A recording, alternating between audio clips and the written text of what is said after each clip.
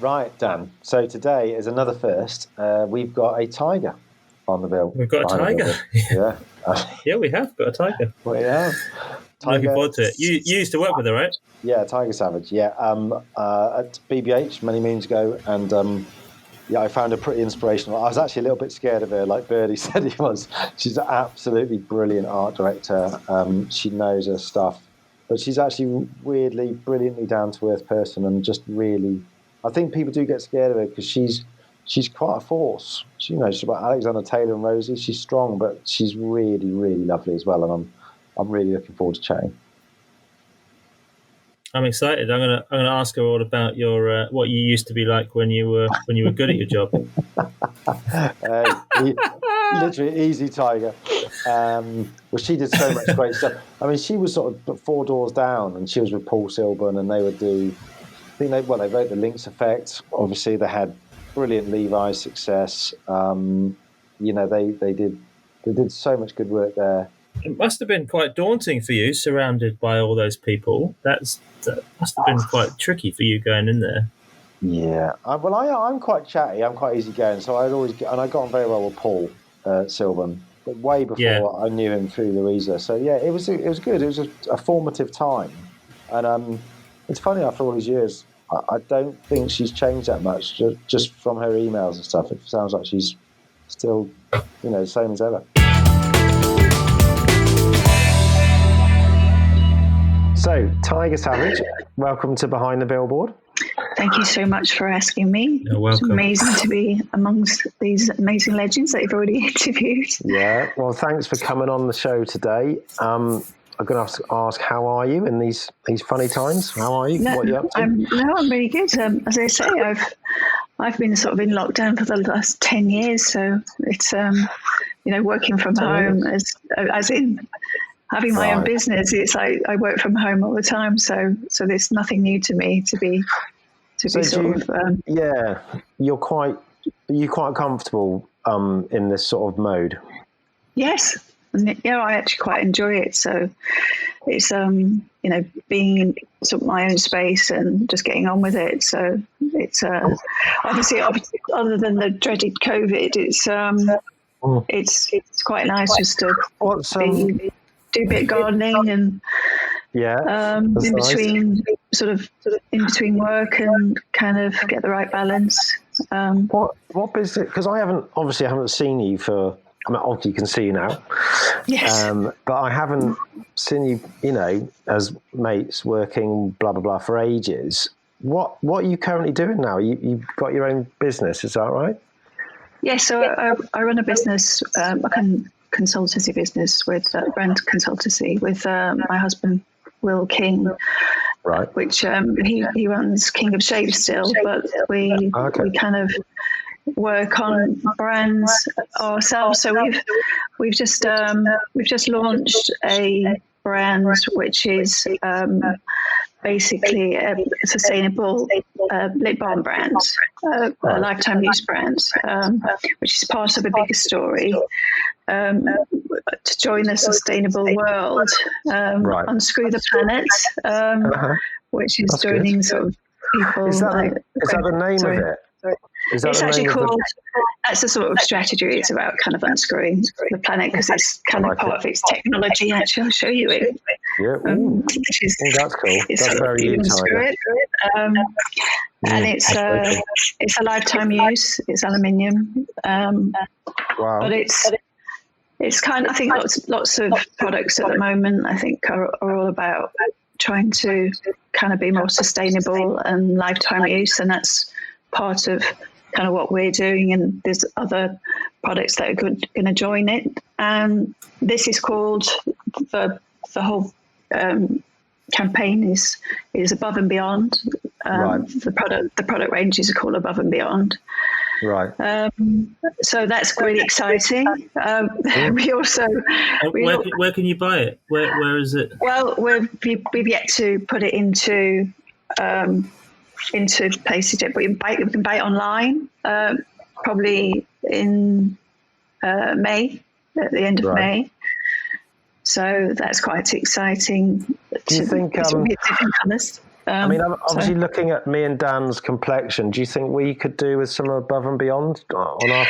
Yeah. Well, this is a lip balm, but it'll be deodorants and things like that. Oh, right. And it'll be lots of different products that I can't really go into now. But it's all about creating sort of a less is more, and obviously everybody knows about. I've been watching sort of, David Attenborough talking about, trying to save the planet, and this is kind of part of our thing of creating products that do that. So, well done. That's brilliant. And these are the sustainable things that go inside it. So it'd be great to feature when we put the stuff up on the blog. It'd be great to just show a bit of that. If you could send us anything, obviously, don't want to get you in trouble with people, but if there's anything, no, absolutely. So we've got brands like that. I mean, Will's a great engineer, and we also launched in the middle of a pandemic, which was probably not the best time. We launched some sunglasses as well, which are called Shugs, which are sunglasses that hug, which are unique patent, which had kind of got no working parts. So that was quite amazing. That took us nearly 10 years to actually produce those, because we wanted to produce those in the UK and support UK industries. Wow, that sounds amazing. So, that was... So we designed the boxes with my old typographer, Simon Warden. And so are you do you feel like you're, you're a client and your own in-house agency all at once, is that right? No, absolutely. And I think that's the exciting thing is not,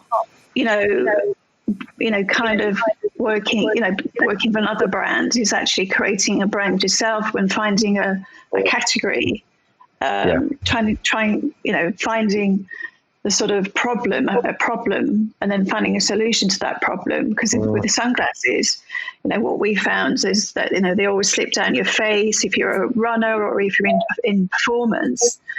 That's one of the problems, that, they fall off your head, so they smash, they don't last very long. And, or if, so that's where we started. And so that's what we, that's the solution that we found, is that our sunglasses grip your head if you're a skier, or if you're a cyclist or whatever, or if you're a mum, if some of the kids get hold of them, they're really bendy, they've got no working parts, so you can really tug them around.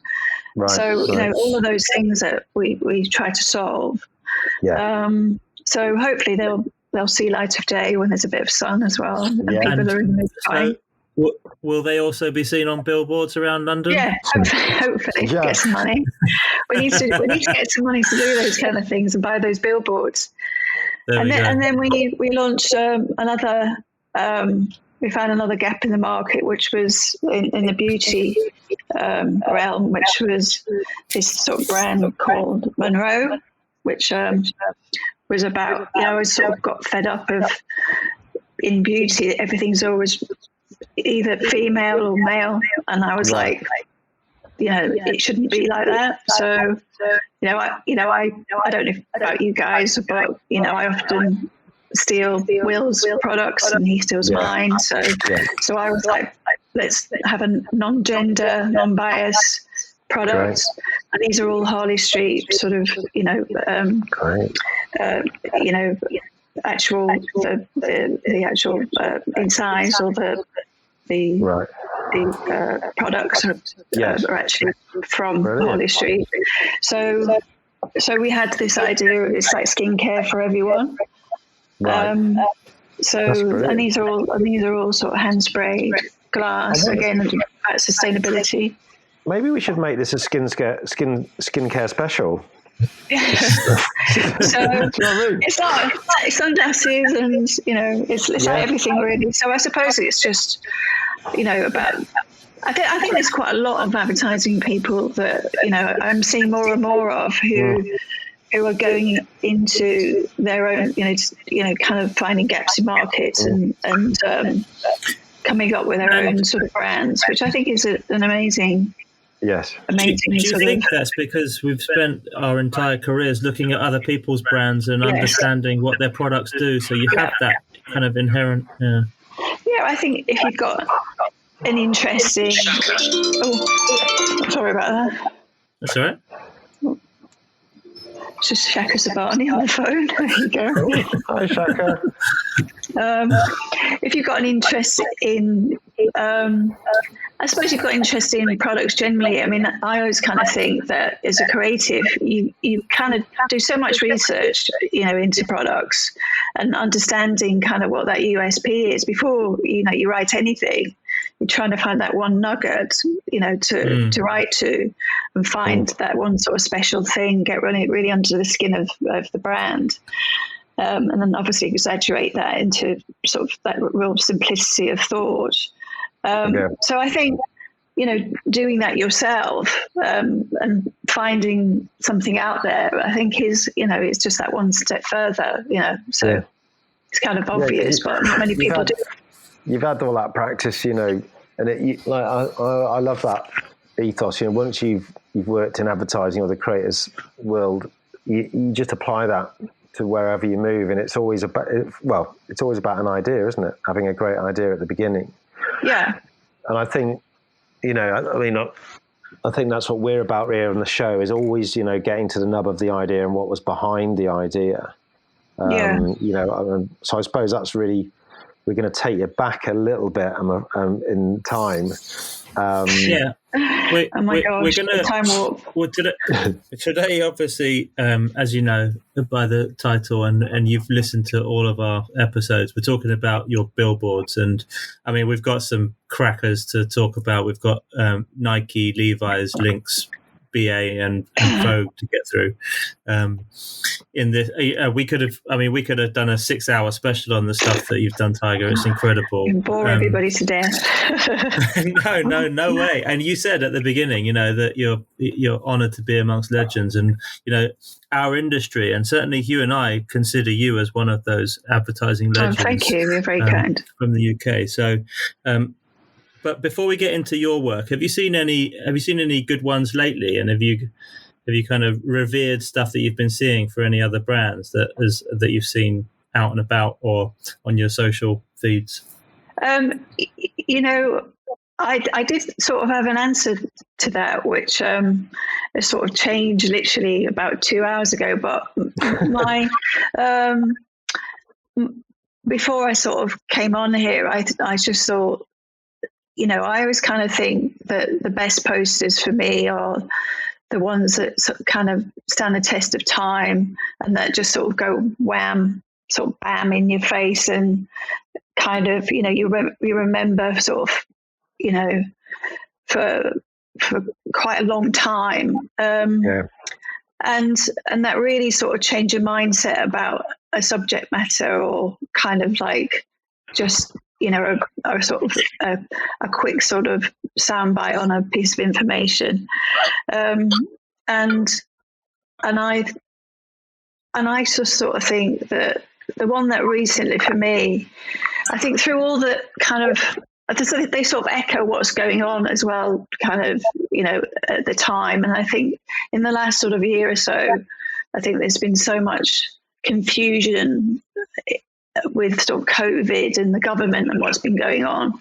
And I think through all that confusion, there was one thing that really changed that and made it really clear what was going on. And that was the NHS poster.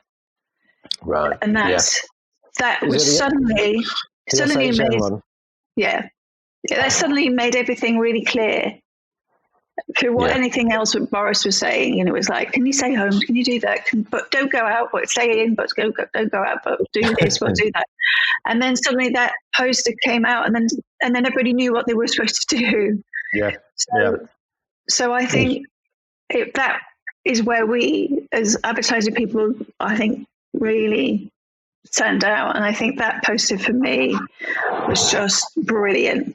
That's And great. I'm pleased you said that because it was. I mean, we've talked about this endlessly on this show, much like The Economist and B&Q lately. But it was right from the get-go. We whammed on about it, and Richard Denny came on a couple of weeks ago. yeah, I know. I saw him, and I just think, but it's still amazing for Richard that he had that insight, and it was such an iconic. The NHS logo is such an iconic logo in itself, and to take something that was so familiar to people and then retell that logo in a different way, and in such an iconic way.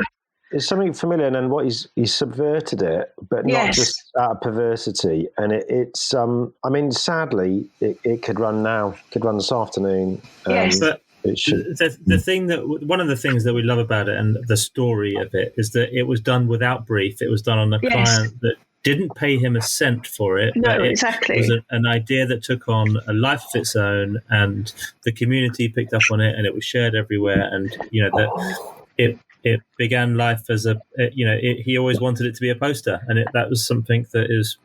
And exactly, and that's when the general public. That's when that you've done something really amazing. Is that they then start to take it on as their own, as they did with a rainbow as well. It was a symbol. It is a symbol of sort of hope, and I think that sort of thing for me was where we do things that are brilliant, and I think that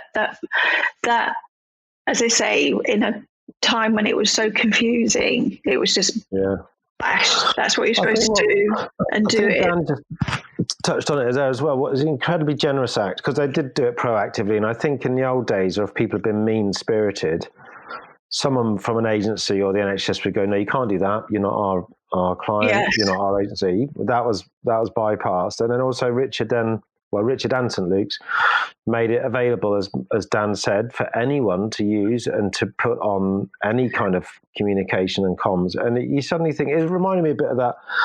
I think it was McDonald's or Burger King, I'm going to get it wrong around, but they literally encouraged people to go and buy their brand's burgers just because times are hard. And I think we are in a different space now of hopefully, a generous spirit. All for the good, isn't it? Really, So, if I could take you back a little bit further than last year, then can you remember your very first billboard? The one I was just going to say the other one that I saw today. Oh, go on. Yeah, go on. The one that I saw today was Planet Earth for the BBC, where it's just come out, and I just saw it today, and I thought, where Greta Thunberg is always saying, our house is on fire, and that's obviously. There is a climate emergency, and everybody thinks everybody else is going to take care of it. And with the amazing, David Attenborough series, which is just, jaw-droppingly, just, brilliant and sad, and you just cry at just how amazingly filmed it is. And then they've turned it into posters. And then set it on fire. And I just think, that's it's amazing. Do it. They're a good run there. They did that, and they did the Dracula piece. They've got a very good. Exactly. They're just doing some great stuff. Yeah. But so, what was? Can you remember your first one, Tiger? Yeah. Oh my gosh. My first poster was actually when I was. And I mean, I've just been so blessed in my career in the sense of opportunities I've had. There's someone upstairs who really likes me. And I was actually still a student. I was on placement. I was a student at the SEA. And I got a week's placement as part of being a student at CDP when it was still on Euston Road. And I got to work on Benson Hedges Gold. Wow. And you just kind of think there was two cigarette, obviously brands at the time, and obviously Silk Cut, was one of them, which obviously I loved that campaign. I mean, it was just so amazing, even though obviously I'm anti-smoking, even though I'm an ex-smoker, so that's really pretty bad. But anyway, so I got to work, there was kind of smoker, but so I got to work on Benson Hedges got a brief, and it was sort of using compound words like monkey nuts and Mexican wave and things like that, kind of sort of visual puns, and I did like hundreds of layouts literally to kind of try and capture some sort of surreal world of trying to get this pack in there. Yeah. You know how Benson Hedges are always quite surreal. Yes. And then I got one through, and I was like, oh my God. So I got to make it, and I shot it with Andreas Heumann. Wow. And it was this sort of mythical, kind of maleficent wings. Right. With holding this sort of gilt mirror, and in the reflection was the claws holding the pack. And it was really surreal.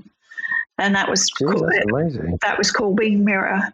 I haven't got a copy of it. I don't know what happened.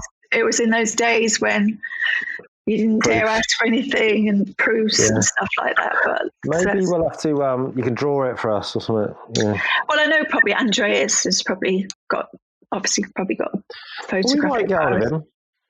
But I was like so naive and such a baby. I was just literally like, don't say anything, just do it. And, But I knew exactly what I wanted.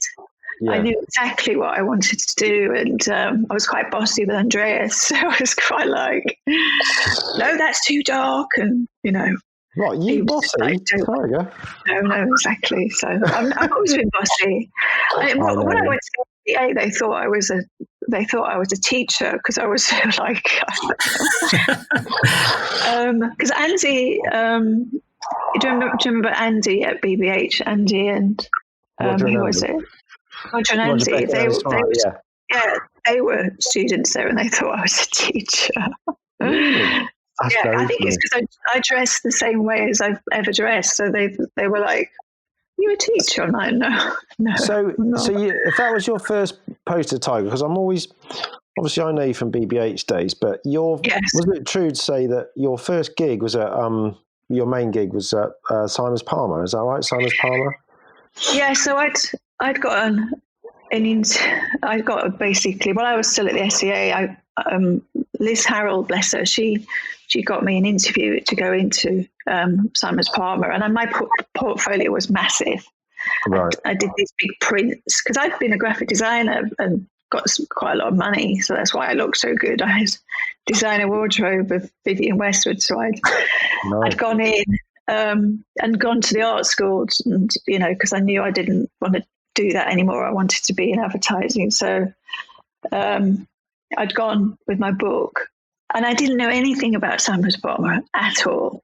I was so wet behind the ears, and I'd gone in with this photographic book, and it was all red and black.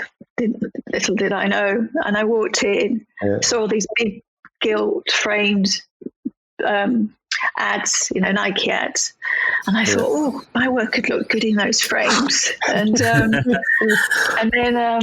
and then Mark turned up in his dapper, suit, and Chris in it with his Versace shirt and his leather trousers, and they went, what the fuck's that? Sorry, that big book. I was like, trying to carry it in. Brilliant. And they ripped me apart. And I was just thought, oh my God. And I'd said, I just don't know. I really don't know anything about it, and I'm so sorry. But I know it would look amazing in those frames, and I'll work really hard, and I will work so hard for you. Yeah. And I went back to Liz and I said, I've blown it. They're not going to hire me. And then the next day they said, no, we'll let you come in. And they paid me like nothing, so not very much. But I was just like, no, I'm going to do it. So is that where did they? That's fascinating. I love that idea about the book. I remember Tom and Walter said their book was so unruly. They just had a massive bit of rope around it because they had things in it, rather than layouts. They had things. I love that. I love Tom Slightly, incongruous nature of a portfolio. Did when you got in there, did they immediately? Sorry, because I can't remember the history. Did they put you with Paul Silburn straight away, or on your own for a bit? Because obviously with Paul, you had some of your most incredible successes. I just want to work out how you got put together. Yeah, bless him. Well, I sort of I worked a little bit with weirdly with Mark Goodwin for a while. As I think I was like kind of sort of the floater. I was kind of like worked around. So I worked a bit with Paul, and then I worked a bit with Mark and on Virgin. And then me and Paul were sort of, I remember actually we did this thing together called, for this place in the city, Golf City. We did some Golf City ads, which were amazing actually. We shot with Malcolm Fenville. I think they did something. They got some awards. Yeah. And then we started doing more and more together. And you know, Paul was obviously older than me, more experienced, but we just sort of got on and we just started doing more and more stuff. I'm trying to remember the first thing we did. It might have been Jockstrap. I'm not sure, but we just started doing more and more. Because the one we wanted to really go into was Sampras, because I think that is, I don't know about you, Tiger and Dan, but I think it's one of the most famous Nike billboards of all time. It's, I mean, apart from the Eric Cantona one, you know, it's in the most, the 100 greatest posters of all time. And I remember seeing it and just, it sort of blew me away like everyone, because it was so visual, just so powerful, had attitude, it was fucking cool, had everything. Could you remember when that was and how it came about? Well, I'd been reading this book on infrared. It was about it was a book on churches that's been shot on infrared camera, and then I just thought it looked really beautiful, and it was especially good for portraits, but just for shooting landscape as well. And you know, I think Mark, I know you've had Mark in. I've listened to Mark Denton, Mr. D. He's you know, he's talked about the art direction of how it all works, but and we could never get the celebrities. So because I wanted the grain to match, and we obviously couldn't get Pete Sampras. So I shot this with Seamus Ryan, and so what we did, we actually got a 6 foot. I think Pete Sampras was about 6'3" or something. So we actually got a real version, you know, live version of a 6'3" version of him as a cutout, in the studio. And then we went to the War Museum and got grenades. Obviously, we couldn't do anything like that now. And who would have known there were so many different grenades? But we picked a grenade, put it in my bag. Not quite, but I just went, that's that one. And then we put it on fishing wire, and we shot it all in camera. You're kidding me? You're absolutely kidding me. I'm sorry. I'm going to be really. I'm not thick. Well, I am. So I'm quite thick at times, but I had no idea. That's amazing. So you didn't shoot Pete. You didn't comp in a thing in post. You did the whole thing. No, we shot it all on camera. Oh my God, it's so and that was just to make sure that the grain on him and the grenades and everything would all match. So did you, I should know this, I suppose, but in those days, because he was sponsored by them, it was fair game, you could use him, you were told to use him, or did you have to have that image approved by him? Well, he was, at the time, you see, he was, the reason why it was him and it was the grenade is because he was hitting the fastest balls at that time. So hence the grenade. I think it was like 100 and whatever, it was 117 miles per hour, 120. So it was all about the fastest ball. He had the fastest balls. Do you think fastest balls at the time? So people, do you think? I mean, I think I know the answer, don't we, Dan, Tiger? Do you think we'd get away with that now? You wouldn't, would you? No. Some would go, can't do that. No, people would go, it's just taste. No, it's not very tasteful using grenades. Obviously, in our world now of war, and you can't use guns, war, anything to do with anything about war. Can I ask you about the line? Oh yes, Tiger, your view of the line. You've heard our debate about it, yeah. Should the line be there or should the line not be there? Oh my! No, I cried my eyes out. I literally cried my eyes out about the line. I was like, don't want the line on. But because, Agassi and Bjorn Borg was the kind of more famous, as in recognizable people of the time. And Sampras was not. So he kind of looked a bit more sort of tin hem and, a little bit ordinary. So people, the client, and he was called Johnny Trainer, by the way. Really? It's true, yes. He was just like, nobody will know who he is. Nobody will know. Right. So we had to put it on, and I was like, teensy weeny. Yeah. What's the point? How small can we do it? Yeah. Do you know what? So do you know what? Do you know that Mark was saying? We had that big red type. I was like, not doing it in that red type. We're making it really small, like he's written it.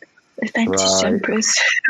Because I bet no one in the history of looking at that poster, I think anyone would notice that line. So it's like Hedwig saying, "What's it adding? It's adding fuck all. So take it off." I remember meeting Paul at BBH and joined, and he absolutely same as you, just was like, I mean, I don't think it won all the awards, it was good, but as a purist of your work, you go, well, it's not adding anything, we know it's Sampras. Sampras doesn't, those two players you just mentioned, he looks nothing like them. So, do you know what I mean? He stands out anyway by his own look.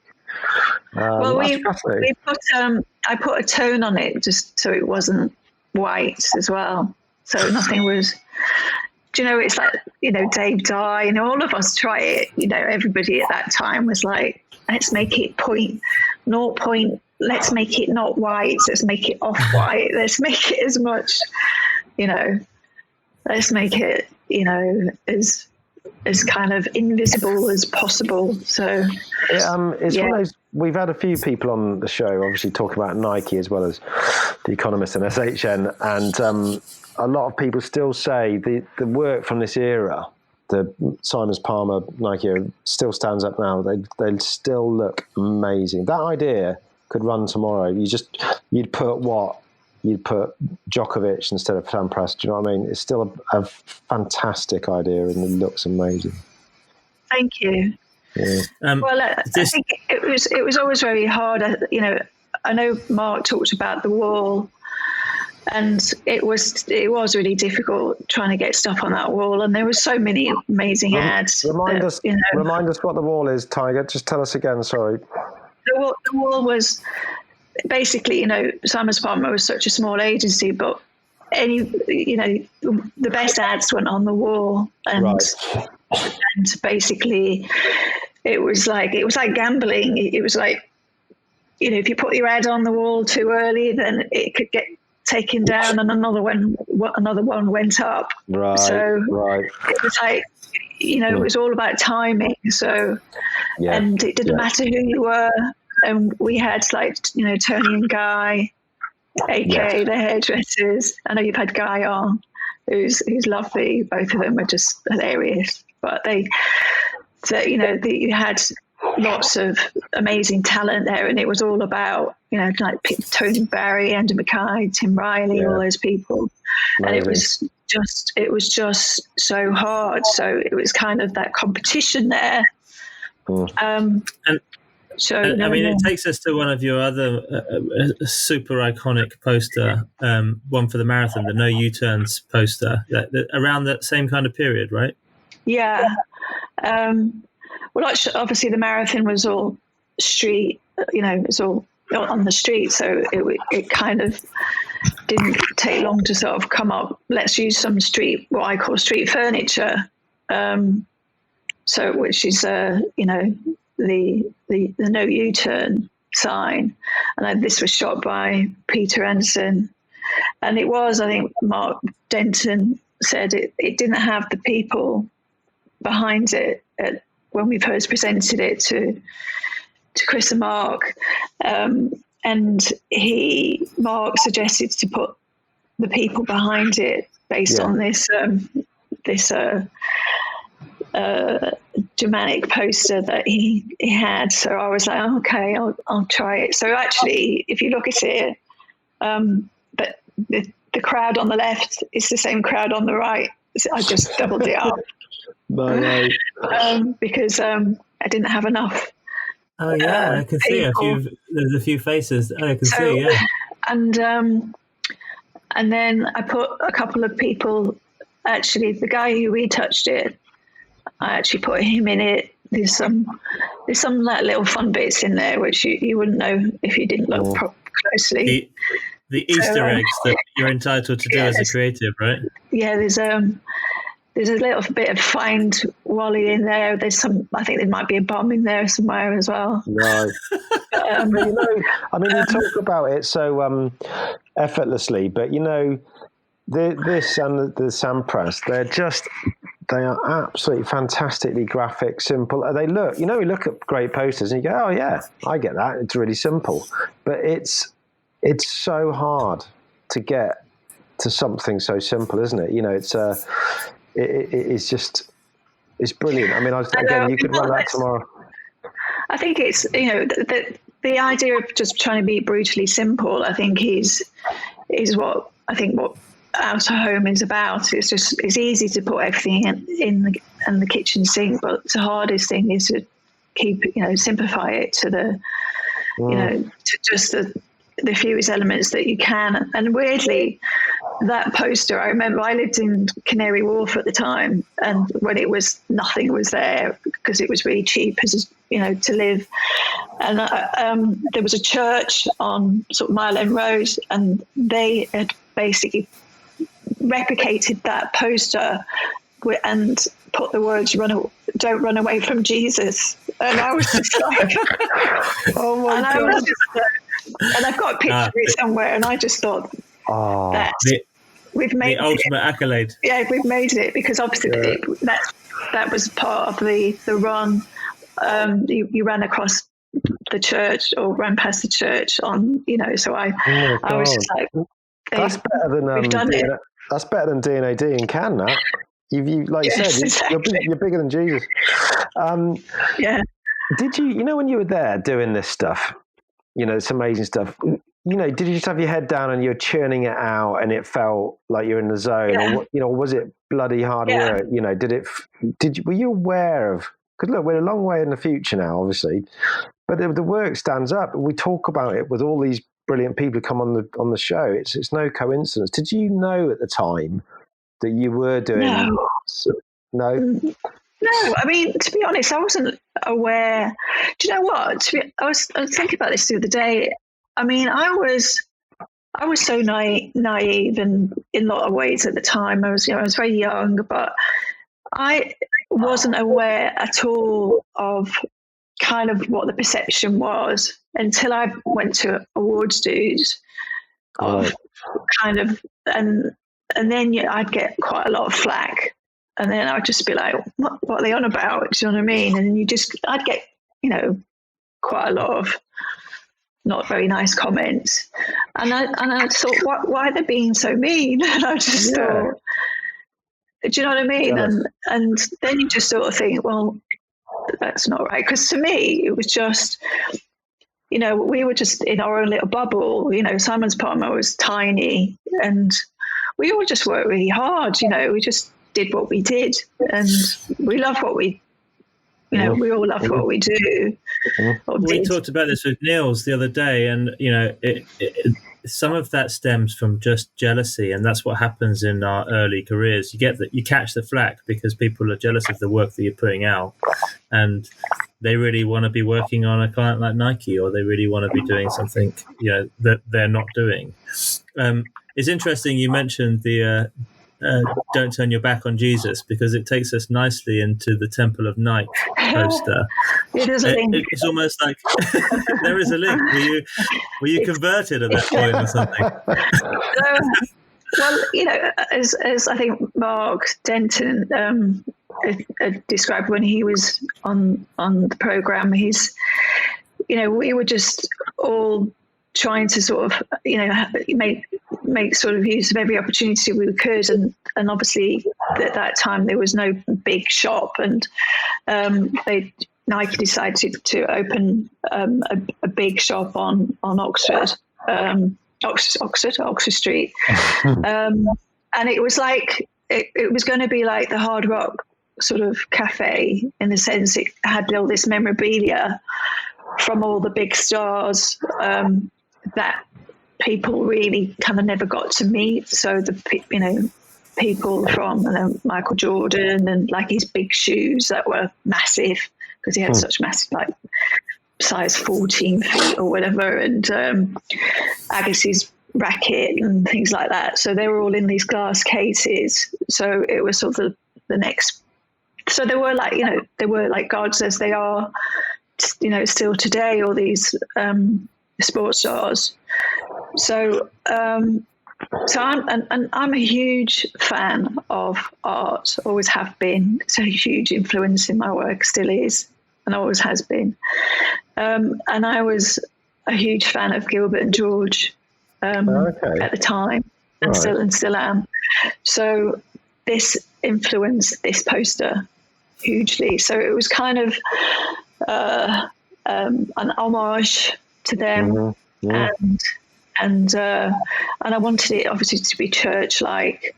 So using these sort of bright colours, and we couldn't obviously get the stars, so we wanted sort of a looky-likey sort of Tim Henman and kind of the stars of the sports.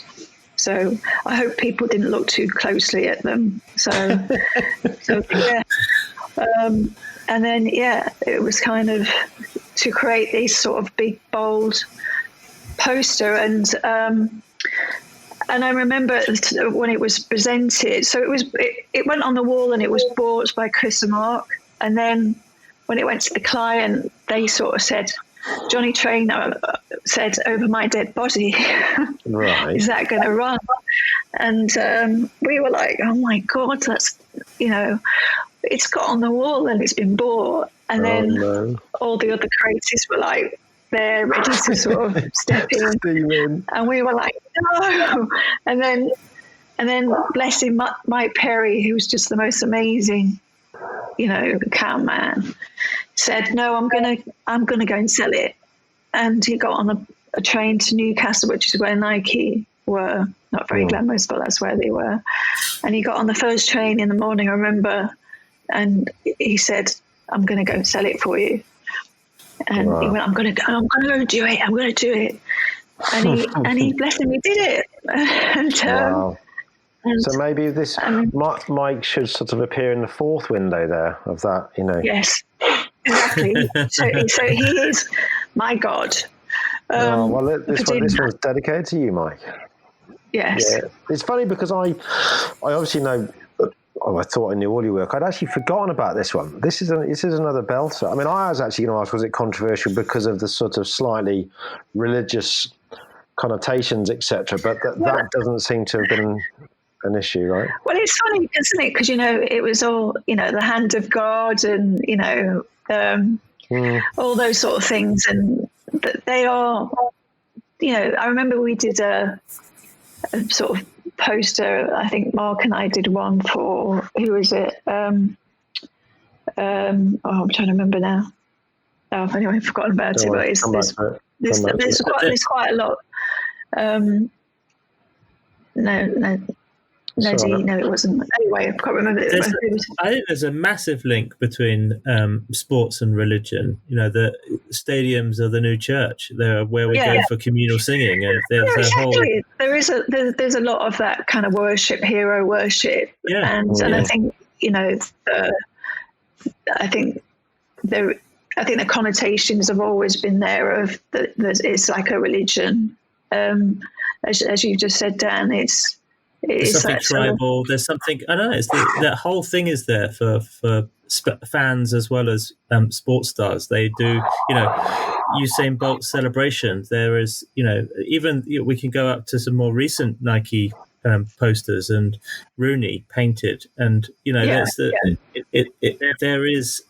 I think there will always be a link between religion and sport. Talking of, and it should be embraced. I'm going to do a really shit DJ link. Although I think it might be quite good. Talking about icons and gods. Let's talk about Hegarty for a second, Tiger. So he must have called you. He must have called you and Paul at some point and said, "Right, get over to BBH." Do you recall that? Did you feel like your time was up, and when he came calling, you were well up for it? No, it wasn't quite like that actually. It was more sadder than that. It was basically Chris and Mark got sort of ousted from Simon's Palmer. So we were like, yeah, they literally, they phoned, I think it was Mark phoned me up one night and said, me and Chris have been sort of ousted. So we're not going to be in tomorrow. So we were like, what? So we were like, oh shit, So I was quite devastated because, Paul and I, we were sort of enjoying the heights of our sort of fame. Yeah. And then it was all changed. So we decided that we were going to leave. Right. We weren't going to stay. So we actually helped get, I can say this now, but we helped get a lot of their stuff out. So, really? Right. Yeah, because they weren't allowed to go back in the building. Oh, God. So we'd be walking out with, I remember the security man, I'd be going out with sort of like their awards in my bag, sort of going, really heavy bags. The word swag on the side. Yeah, exactly.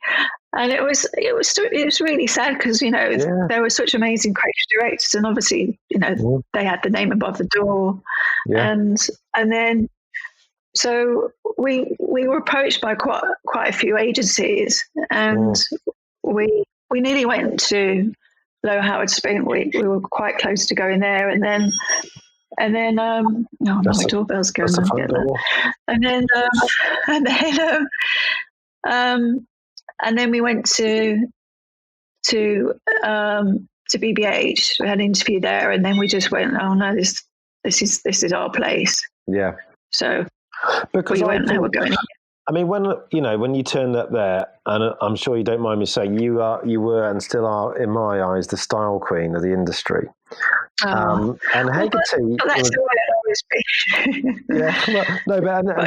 Haig was like the style king. So for me, it was like it's a perfect fit. You and BBH, it was so much about look and cool. And at the time, we've talked about this a lot with Birdie, Tony Davidson, various others. It was a purple patch, and I think you arrived in the nick of time, and you sort of enhanced that. Did you feel that when you got there? Thought, yeah, this is my place, kind of thing. I can really thrive here. Just the people there seemed really lovely people, in the sense there was immense talent there. Stephen Vick, obviously.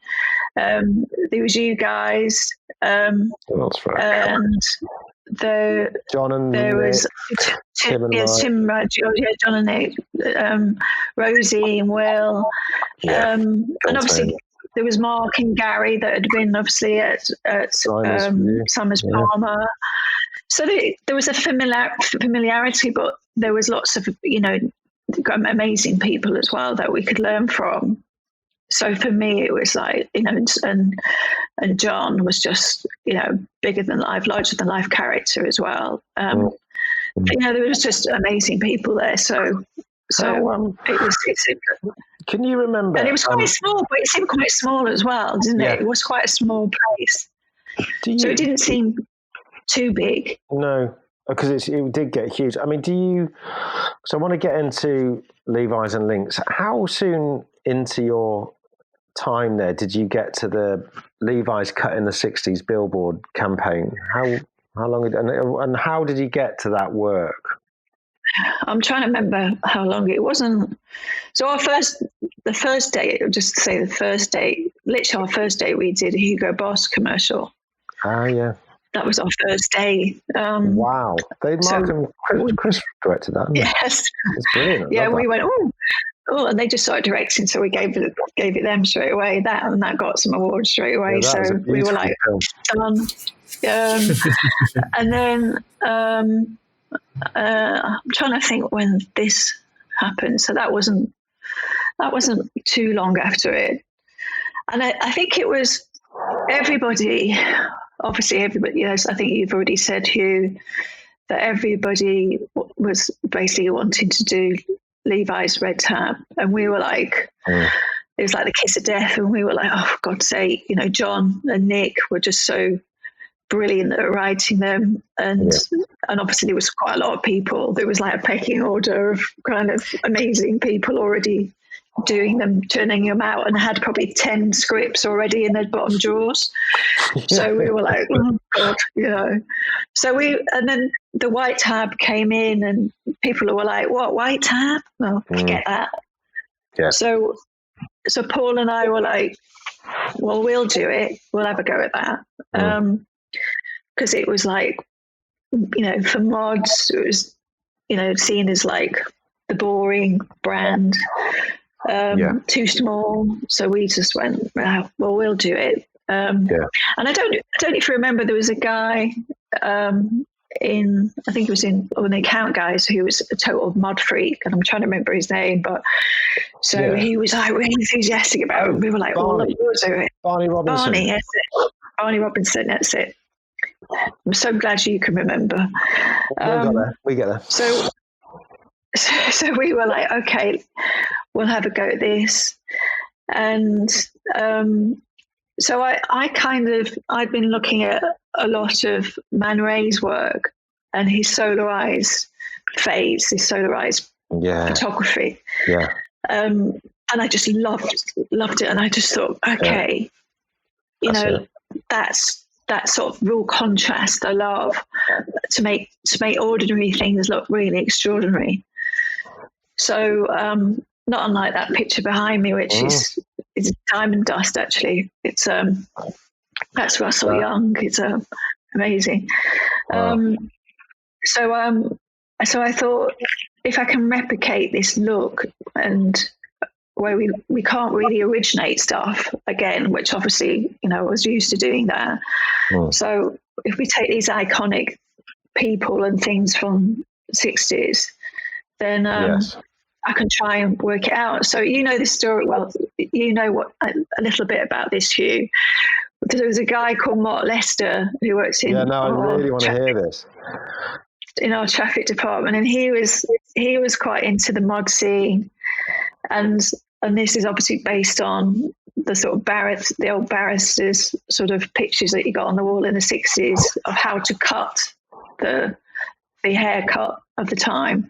Yeah. So I said to Mark, can I cut your hair? I go, Mark.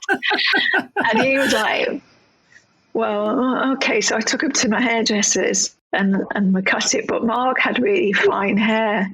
Right. And I couldn't quite get it big enough on top. Right. So I was like, oh no, it's not looking quite right.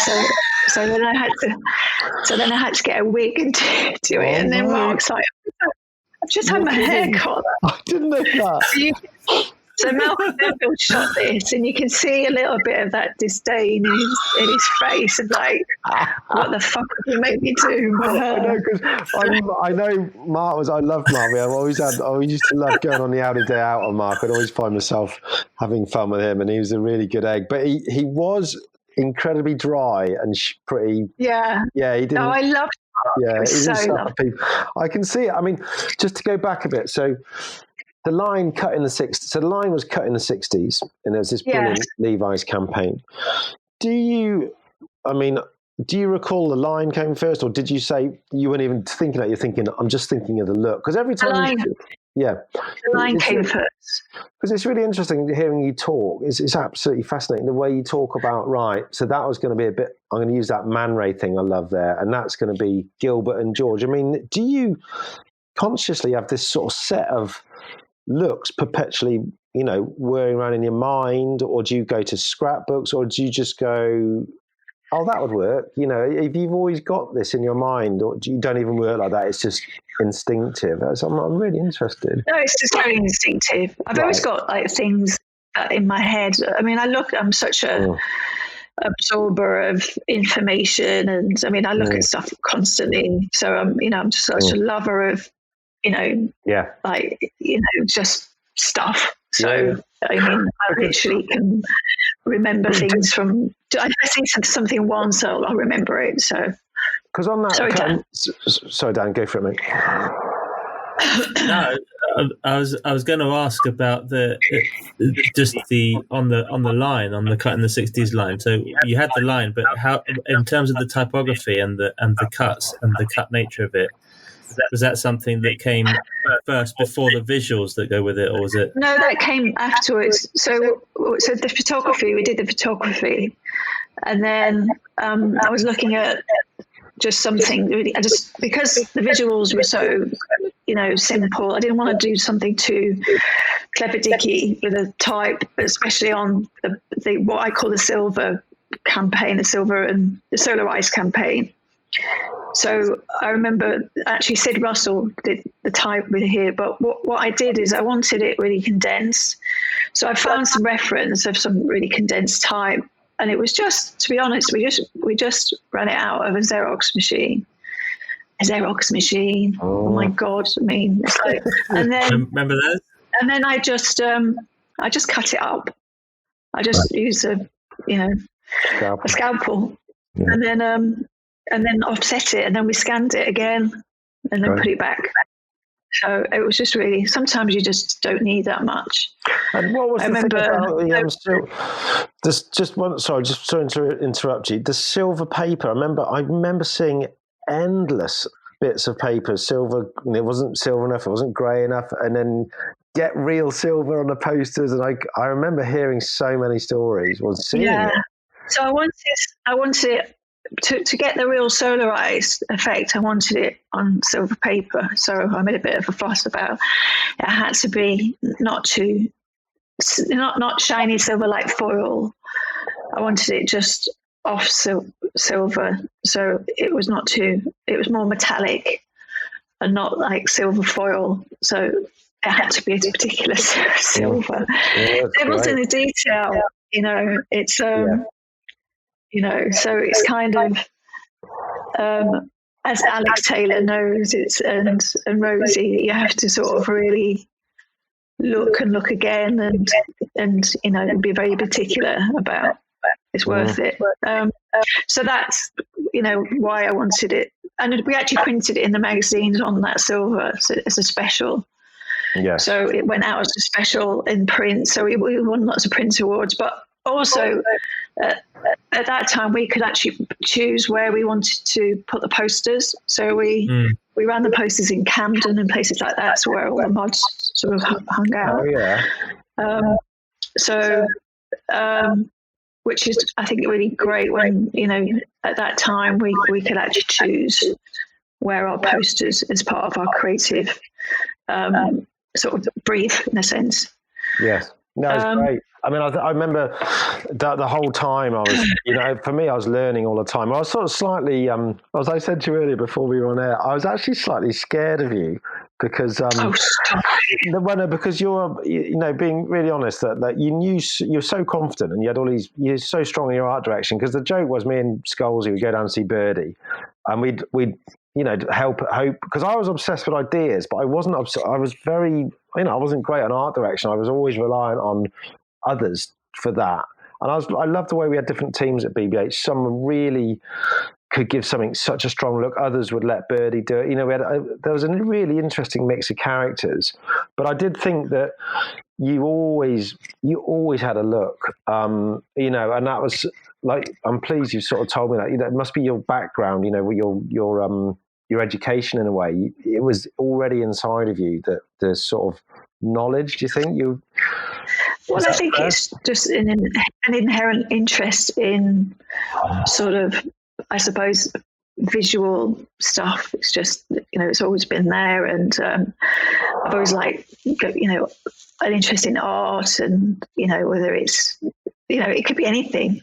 I just love visual things, and so it's just how things work and how things are made. I just love the things how things are made. But it always dovetails well. Like I think the links thing. It has the Temple of Nike has a the religious connotations. And Gilbert and George's whole their whole thing with those stained glass windows was sort of from that genre. It is always it's always hardwired to the idea, which is what I love. It's not just a gratuitous use. You always seem to have something which enhances, Yeah, it's got to enhance it. It's not can't just be just for whatever's sake. It has to be, and the method. There's got to be a method to the madness. Yeah. And it can't overtake the execution. Can't overtake the idea. It has to enhance it. So yeah. I can't believe you scared of me. I was in your office and grabbing Scholes's cheeks. Yeah, that's probably why I was scared of you. Yeah, I think it was also those shoes. You had some amazing, quite big, kicky shoes. I wasn't scared you were in a pub or anything. I think just at work, I always felt a little bit in awe of you, because you really were like, someone I looked up to, and you were really, you still are. We're all blushing now. Yeah. You know what? We could talk so much about Levi's, but what we're going to do, because I think that was we're going to go to do some links now, and then we might we might stop for a bit. I don't know, Dan. I'm going to pass it over to you, because I know Dan's got a hard stop. He's got to do some work in a minute. Some work, but I don't think we should rush through, because I actually think it would do a disservice to the work to rush through. And what I'd prefer to do, I think, is, if it's all right with you, Tiger, is that we do a two-parter, because there is stuff that we want to get through and really want to hear about, and we have a pause after links. But before we do pause, I do want to ask you about the links effect and about the writing of that line, because it's such a powerful line that it defined their brand for the next 10 years or so. Can you talk to us about how that came about? Well, it's kind of hard to remember exactly how it came about, but I suppose at the time it was all in the days of sort of Loaded and kind of that sort of actually I'll tell you how the brief actually for links came in, because at the time, as I was saying, it was all about sort of the Levi's. Everything was always about sort of Levi's at BBH, and that came in, which links at the time was called Axe, and the Fabergé, and it came in the door, and nobody really wanted to work on it. So and Paul and I were like, well, let's have a go. And at the time, I think, again, it was always kind of, I think often brands are about, they echo what's going on in the world. And there was sort of weird things going on where, like, Lyle Lovett was going out with Julia Roberts, and Claudia Schiffer was going out with who was it? David Copperfield. There was all these sort of weird people in weird relationships with people that you kind of go, what's he doing with her? and we were like, well, it's so Paul was like, oh, it's the links effect. So we were like, that's brilliant, and that's what we should do. So and then we kind of had this idea that it could wear off, because they stay together and then they split up.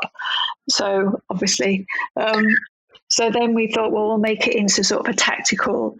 So when they split up, we'd kind of go, people got together, we'd say it's the links effect. And when they split up, they would say it doesn't last forever. so we wanted to turn it into a sort of tactical advertising. It's a brilliant. I remember because I knew Paul obviously pretty well as a friend, and I recently worked with Louisa, his wife, and so I was quite good friends with Paul for quite a long time. And I mean, it's quite him, the fact that he had won he's one of the most famous, if not the most famous writer of modern times. He's won so many awards. He's put his mark on everything, but he was still always really angry that he didn't get enough, but you guys didn't get enough credibility for the links effect. And he always bang on going, no one ever bloody tells you that, And I think it's true in a way, because what you did, it's a bit like, no one gives a 4X or Heineken refreshes apart. It's the hardest thing to originate the line. It's the easiest thing to then jump on it and write shitloads of ads. I mean, the links effect, you can write those till the cows come home. I mean, again, you probably didn't know at the time, did you? You probably just thought, no. But it defined that brand. No, of course not. I think when you do it, and I remember the accountman at the time on it was Ben Fennell, who obviously became one of the partners of the big man at VBH. Yeah. And we were, obviously you never know at the time, but I remember that we shot the first commercial in South Africa. Yeah. And we were really proud of it, and but it was kind of. And then we did some really rude prints, like, pair of legs before and after, pair of legs, a woman's pair of legs over here, same pair of legs over there, but at the bottom there's a pair of knickers. So, it was like the links effects, some really things like that, which you couldn't get away with now. But as I say, it was like the sort of loaded magazine sort of period at the time. And we did so much. I've got them all in my sort of lockup somewhere. I mean, maybe I should bring them out. But that was another one where it was the line first. So you kind of you had that line, and then all of a sudden you were riffing off it with your visual arts. Yeah, no, absolutely. So as soon as obviously we did the first commercial, and we got that out, then everybody was like, "We want to go." We on it. And I remember John Hegarty said to me, I think, it's not always good to be the first, and I was like, I know. I think that was but I think you defined their strategy for them. You'd made it so much easier for them. They had nothing to start with. There's no wonder they all wanted to jump on it. It's like going back to what we were talking about, Rich Denny's SHN. Once it was done, it was out there, and people thought, I'll have a go. I want to have a go. I want to play with that toy. That looks great. Absolutely. No, I mean, I remember it was such a, well, like you said, Dan, it just started and it went off, and it was still going. Like, I mean, I actually think it's still on air now. I don't know. I think they changed it for a while, but it was there for, I think, 2 decades, wasn't it? Really, is an I think you're right. The start was, the zeitgeist was it's all lads mags. I mean, that was when Adam and I projected Gail Porter. It's all like that kind of. It was all quite accepted. And now you look back and you cringe a little bit at some of the things that we did, but you go, no, that was just what was going on. But what I loved about the links effect was it evolved with the times, and Rosie and Heg were very good at that. I mean, Nick Gill's Getting Undressed was a beautifully subtle film shot by Ring, and it's beautiful. Did move, and I always felt it went a little bit south when they tried to change it. But no, again, it was like another huge part you've played in the sort of advertising landscape.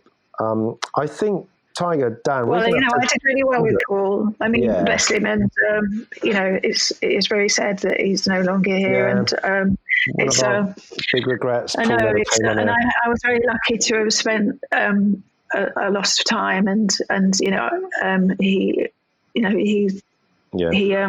obviously was a huge part of my advertising life, and really, I wouldn't be here if it wasn't for people like Paul. So no, you're right to call it out. I think hopefully he's listening up there and approves of everything we're saying. He's having a laugh. He's got to be telling naughty jokes and being exactly.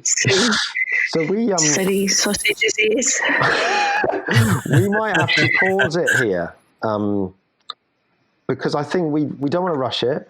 We want to talk a bit more about leaving BBH and a quick whistle stop into Lagos, and then we'll talk about M&C, and maybe at the end then talk a bit more about, you know, how you feel about posters in general and your favourites and blah, blah, blah. So if that's okay with you. Okay. Thank you.